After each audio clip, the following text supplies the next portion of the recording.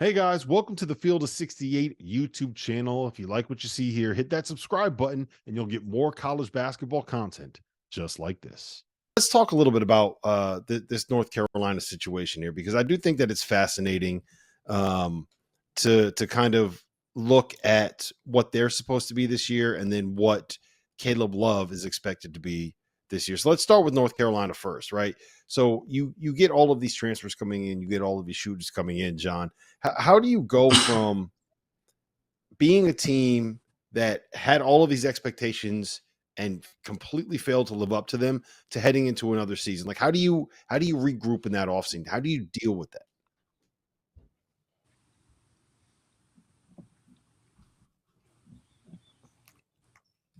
I think Yes, we lost him. can you hear me or no? Yeah, we got you. Go ahead, John. Okay, cool. Because I just popped back on.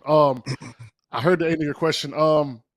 So my freshman year was a terrible year for us at UNC, and that actually was probably one of the more motivational factors I've ever had in my life to be a better player, to work hard. So I think that's going to be, loom big on UNC and Armando. And as T. Hand said, the pace is going to pick up. There's going to be more possessions, which means more points, more opportunities for him to get, better looks. So, from an expectation standpoint, I think North Carolina is highly motivated, and I don't think Coach Davis had to do much to get those guys going. So it should be a good year, man. And in the top-heavy ACC, we need to be somewhere in the top three to kind of really make some noise. Yeah, Tyler, I'm going to ask you because I think that you would have been a fascinating case study for what NIL could have been if it was available to you when you were in college. How would you have been able to handle? I mean, you look at the sponsorships they had, you look at the deals that they had, you look at the obligations that they had to people outside of the program to be able to get the money that they had coming in, right? Would you have been able to handle that when you were in college if you were Armando Baycott when you were a junior or senior? It would have been a difficult task. I'll tell you that. If you get a massive amount of money in college, you're still young. You're going to spend your money, uh, I would say, in stupid ways. You're going to do stupid things. But I have heard that NIL played a factor in last year. But watching them play, to me, it looked like they did have chemistry issues. Their body language wasn't great at times. Their effort looked like it lacked.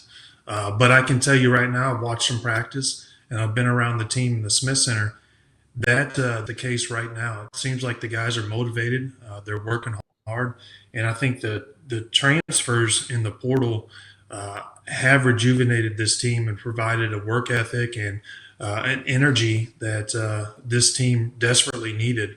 But yeah, I don't know if we're placing too much of the blame on Caleb Love or NIL or just the fact that, hey, this team didn't play hard and they lost a lot of games and their team chemistry, they didn't all get along. I mean, maybe it's that simple.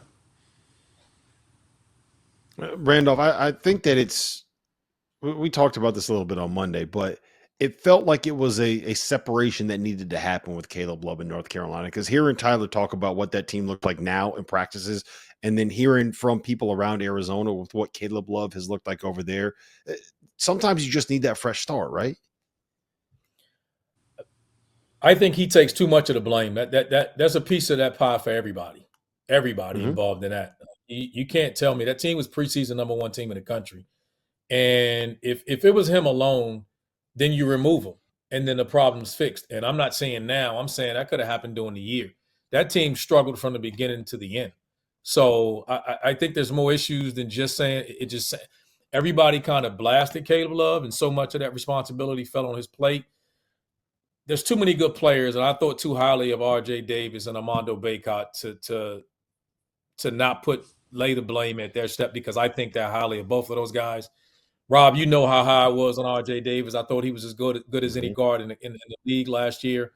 So there's a lot of that responsibility going on all those guys. If the NIL was a problem for you in your locker room, then there's a leadership issue, which we all knew that was a big issue from the beginning. And let's hope that the guys coming in there. That's why you've heard me be so vocal about Cormac Ryan and his experience being a guy who I know works hard, does stuff the right way, that he comes in that locker room and provides the leadership that locker room needs. But I'm just not a guy. If he was, it can't be him alone. I don't believe one person No, I you would don't. I allow. don't think that it is. I don't think that it is. But if there's, I do think that he was because he took all of the blame, John. Right? Because he was a guy that people threw under the bus, and maybe it was just because he was the guy that took the most bad shots. Right? Everyone took bad shots. He took the most bad shots. Maybe it was because he was the guy that we all thought would take the biggest step forward and didn't. Ended up taking a step backwards. Maybe it was just because he doesn't always look like he's having fun on a basketball court, right? Like that's just kind of maybe what his personality is, but he looks kind of sullen sometimes, right? So maybe he just needed to like maybe he was just the obvious target there, but sometimes you just need a new I feel like he more than anybody else needed that fresh start because he took the blame from everybody else. Does that make sense? Yeah, and in that North Carolina system, even though there's a new coach, there is still a plan. There's a goal. There's a style of play that is preached there, right? Play hard, play smart, play together. So, that year where they kind of went off and Caleb Love was hitting everything and they ran to the championship was kind of fool's gold.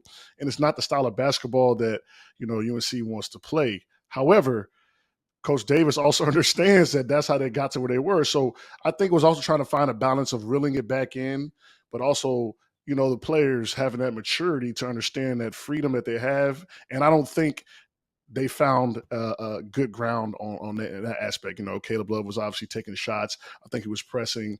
RJ and Caleb were kind of going back and forth. Armando wasn't getting involved. He was injured. It was just a kind of a perfect storm. But I don't think it's a blame on any of the players. It just did not mesh well together. I mean, James Harden, Kyrie Irving, and Kevin Durant didn't work. So Caleb Love, RJ Davis, and Armando definitely it's okay if it doesn't work. And I don't think it's any less of them as players. Yeah, I was about to make the James Harden left the Sixers, and Yeah. that was a benefit for all involved. Caleb Love left North Carolina, benefit for Yep. all involved. I got a hot take for you guys. You ready for this? Here's my hot take. By the end of the season, and maybe I should have used this last night, but by the end of the season, we're gonna look up and both RJ Davis and Caleb Love are going to be on All-American teams at some point. I don't know if it's first, second, third. I don't know if it's going to be a consensus thing, but they are going to both be very much in that All-American conversation. Tyler, is that crazy?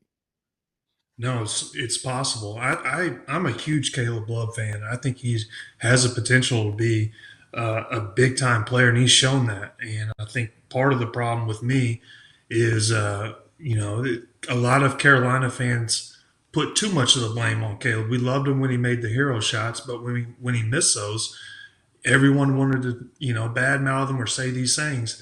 But I think Caleb Love, when he's playing confident and he has good energy, I think he's as good as any guard in the country. And I'm actually pulling for him in Arizona because I actually think he was a really hard worker and got disrespected in a few ways and took a lot of blame that he shouldn't have.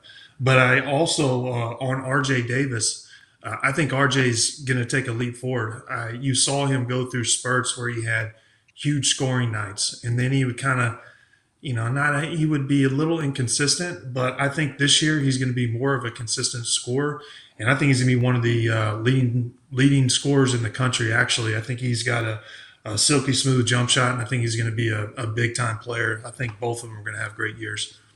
Thank you for watching the Field of 68. If you've enjoyed what you've seen here, hit that like button, share this link with your friends, or check out the description for some other places that you can consume Field 68 content.